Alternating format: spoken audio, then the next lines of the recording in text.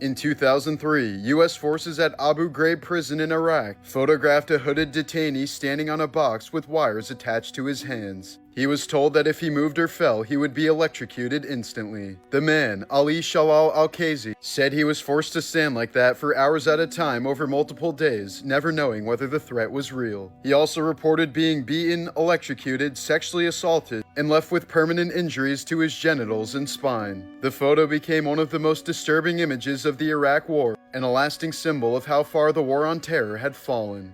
In 2008, 24-year-old real estate agent Lindsay Buziak was lured to a home in British Columbia by a mysterious couple using fake names and a prepaid burner phone. The woman who contacted her spoke with a strange fake-sounding accent and insisted that they were in a rush to buy $1 million home, but said they would only deal with Lindsay even though she was a newer agent. The call made her uneasy, and she confided in friends and family that something felt off. Out of caution, she asked her boyfriend to be nearby during the showing. But as soon as she entered the home with the supposed clients, she was brutally stabbed over 40 times. There were no signs of robbery or sexual assault, and nothing was damaged. Lindsay's boyfriend arrived minutes later and found her dying upstairs, but the killers had vanished. The burner phone used to set up the meeting was deactivated immediately after the murder. Despite public pleas, heavy media coverage, and theories ranging from drug-related retaliation to a personal hit, Lindsay's case still remains unsolved.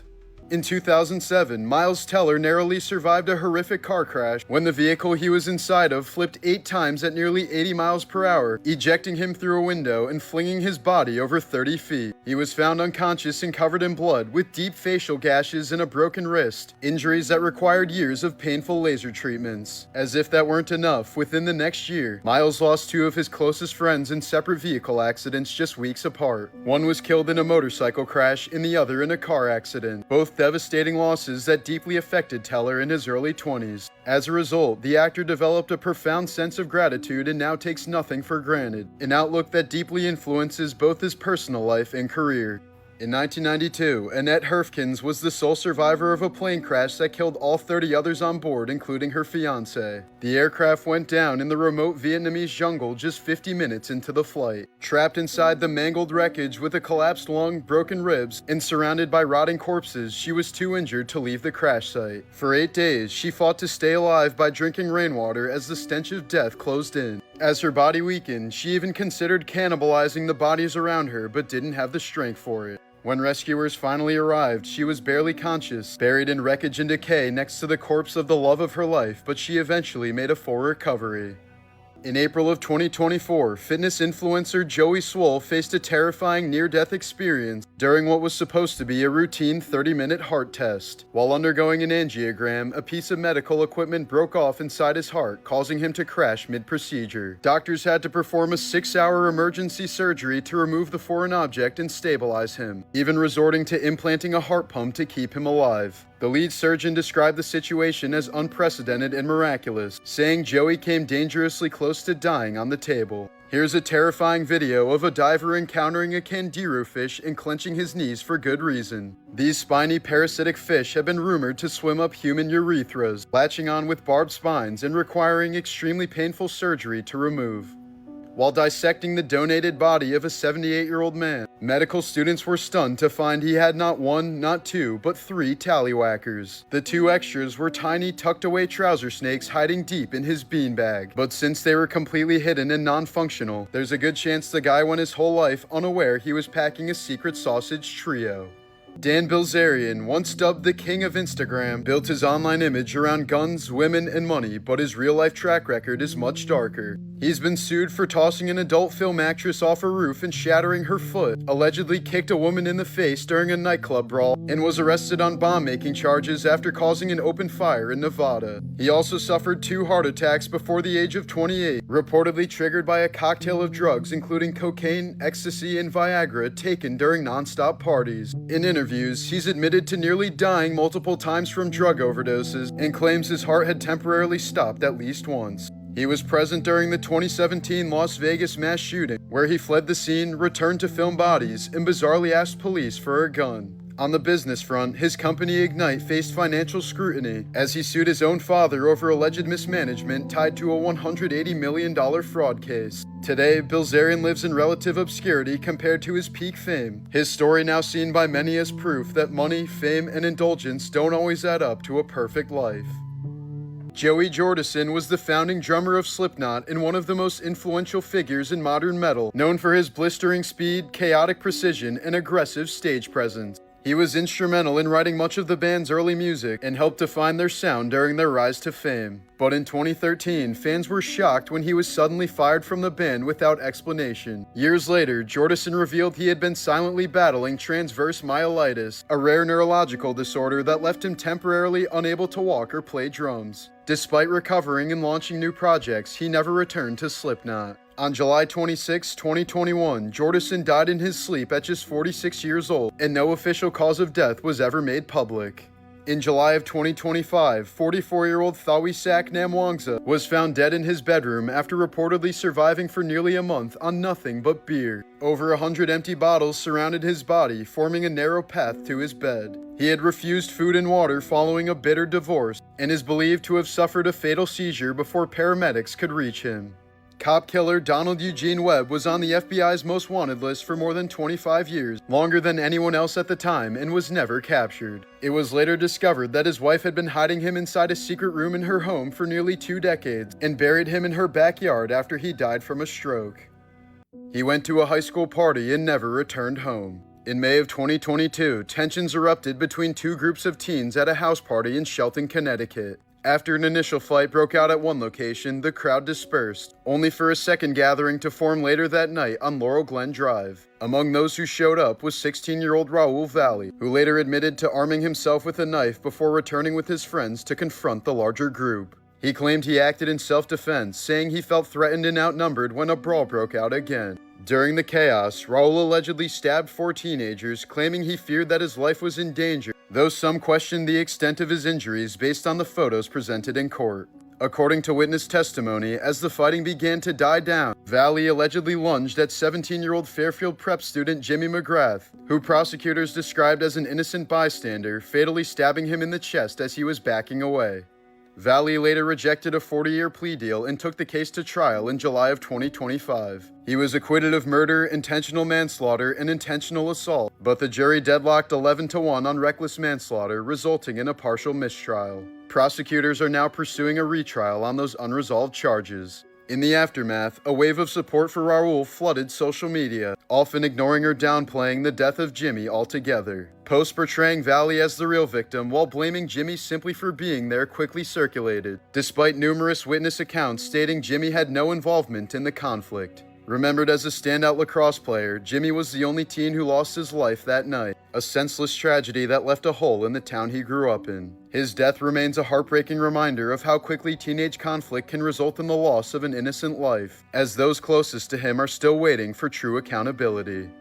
In 2000, a love triangle featured on The Jerry Springer Show resulted in a real-life murder just hours after the episode aired. The segment, titled Secret Mistresses Confronted, brought together 42-year-old Ralph Panitz, his new wife Eleanor, and his ex-wife Nancy Panitz in a televised spectacle of screaming and public humiliation. On the night the episode aired, weeks after it was taped, Ralph reportedly watched it while drinking at a bar in Sarasota, growing increasingly enraged as his private shame played out on national television. Apparently fueled by humiliation and fury, he drove to his ex-wife Nancy's home, where she had been granted temporary possession during their divorce, and launched into a violent assault. He beat her so viciously that she was found naked, bloodied, and lifeless on the floor, her body showing signs of a prolonged and violent beating. Ralph was convicted of second-degree murder and sentenced to life in prison in 2002. The case remains a haunting example of how reality TV's thirst for drama can spill into real-life horror.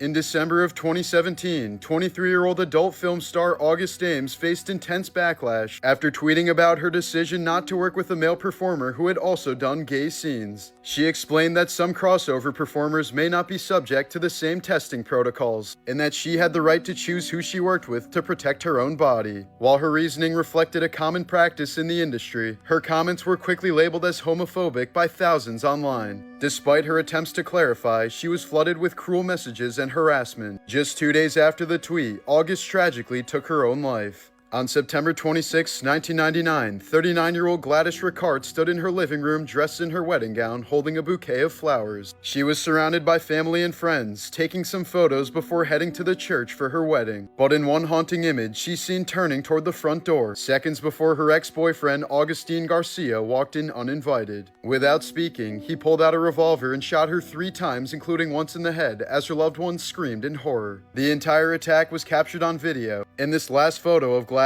became a haunting record of her final moments before being murdered. Many people who witnessed the nuclear blast firsthand were blinded instantly. Some were even left with permanent atomic bomb cataracts like this one. When the bomb was dropped, the blast was so powerful that it permanently burned the shadows of objects and people into the ground. A few of these shadows remain imprinted in the Peace of Memorial Museum. The massive destruction of Hiroshima was caused by only a half a gram of matter being converted into energy, about the weight of a butterfly. Some Hiroshima survivors eventually grew black fingernails that looked like this. These fingernails contained active blood vessels and bled profusively when they broke off. If you're a certain distance from a nuclear explosion, you won't die immediately. Instead, you'll get third-degree burns all over your body, and your nerves will be killed so fast that you'll barely even feel it. This happened to a lot of victims in Hiroshima, and when rescuers would grab their arms to help them, their skin would slide off like a glove. The Japanese army had no idea Hiroshima had been bombed until an entire day after it happened. This was because there was no way to communicate with them, since the bomb destroyed all phone lines, telegraph lines, and radio transmitters. They had to literally fly an official out to Hiroshima to find out why they weren't communicating, and he found a city that was completely obliterated. Albert Einstein encouraged President Roosevelt to develop the atomic bomb because he feared the Nazis would make one first. But he deeply regretted this after hearing about the devastation of Hiroshima, and knowing that his discoveries led to the invention of the atomic bomb made him very depressed. Here's a watch found in the Hiroshima rubble that's permanently stopped at 8:15 a.m., the exact time of the bomb's detonation. Godzilla was created as a metaphor for nuclear weapons and was given the appearance of a Hiroshima victim.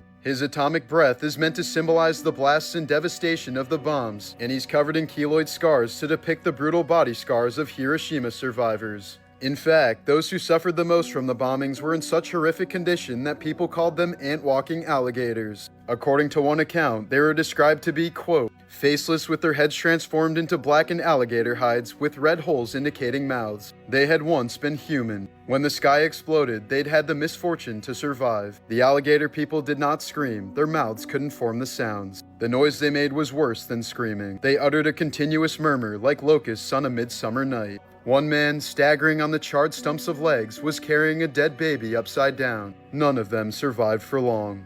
Roseanne Barr's life has been marked by a series of dark and dramatic turns. At 16, she suffered a near-fatal brain injury when a car accident launched her through a windshield, embedding a hood ornament into her skull and triggering violent seizures. The trauma led to an 8-month stay in a psychiatric institution, where she later claimed she was over-medicated and misdiagnosed. Her career eventually soared with the TV show Roseanne, but it was repeatedly marred by controversy, including her infamous 1990 national anthem performance, which ended with her grabbing her crotch and spitting on the field.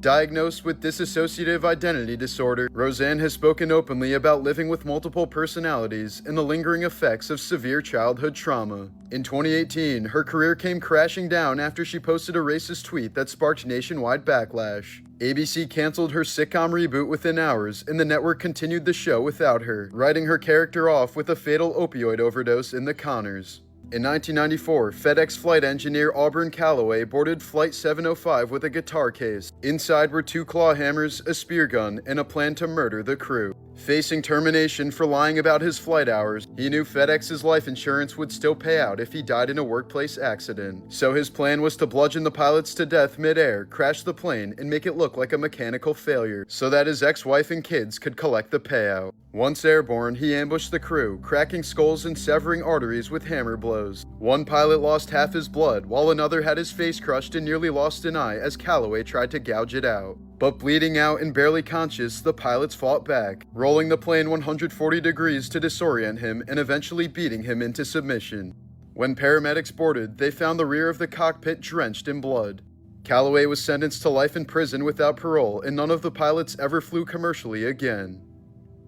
In 2009, a Canadian woman named Karen Salas sued Keanu Reeves for $150,000 a month in child support and $3 million in spousal support, claiming he had fathered her 4 adult children. She alleged that Reeves had used hypnosis and even shapeshifting to disguise himself as her ex-husband before impregnating her. Reeves denied ever meeting her, and a DNA test confirmed he was not the father. Despite Sala's bizarre claims that the DNA test was tampered with, the judge dismissed the case as baseless and a waste of court resources. Reeves later referred to the ordeal as horrible.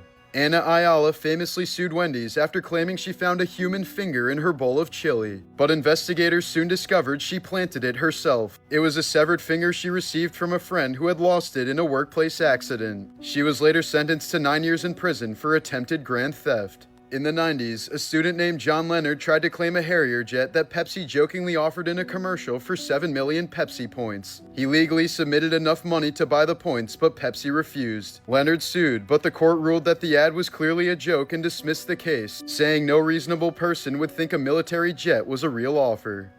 Pamela Anderson contracted hepatitis C in the 90s after sharing a tattoo needle with her husband Tommy Lee, who never told her he had the deadly virus. Doctors warned her it could kill her within 10 years, and the virus slowly attacked her liver, while she suffered from chronic fatigue, weakness, and bouts of depression. At her lowest, she described feeling like her body was rotting from the inside, as the disease forced her out of the spotlight and into isolation. For over a decade, she lived with the fear of cancer or liver failure, until she was finally cured in 2015 by a breakthrough antiviral treatment. In 2004, 7-year-old Tyler Moon became a walking miracle after a horrific quad crash left both he and his father critically injured in the Australian bush. Despite suffering 2 collapsed lungs filling with blood, 7 broken ribs, and a shattered arm, the boy staggered for nearly a kilometer through dense forest to reach help. When he finally reached his mother's house, he managed to say, "Dad said you should call an ambulance," before collapsing on the ground. Doctors said it was a miracle that Tyler survived at all, let alone saved someone else's life in the process.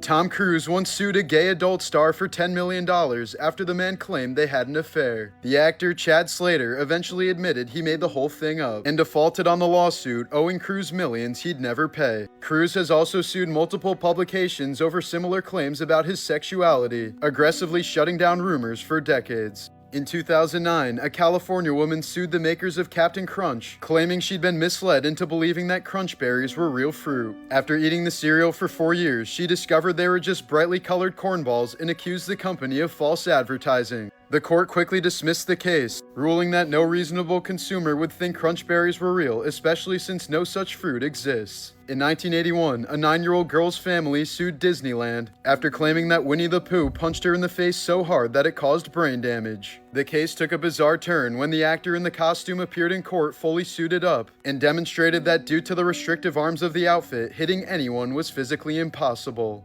A man who was struck and killed by a metro train in Illinois had his dismembered body parts fly off and injure a nearby woman. She later sued his estate, arguing that by being stupid enough to get hit by a train, he was responsible for the injuries she sustained from his flying limbs.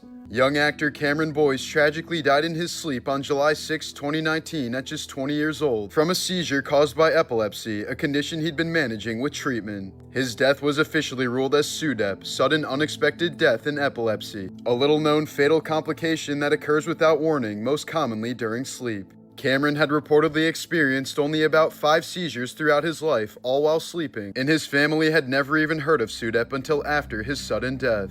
He was found unresponsive in his North Hollywood home, and there was nothing that paramedics could do once they arrived. Cameron had spent much of his young life fighting for others, raising millions to bring clean water to Africa, supporting homeless shelters, and using his platform to speak out against gun violence. In the wake of the tragedy, his family founded the Cameron Boyce Foundation to raise awareness about epilepsy and SUDEP, hoping to prevent others from suffering the same fate.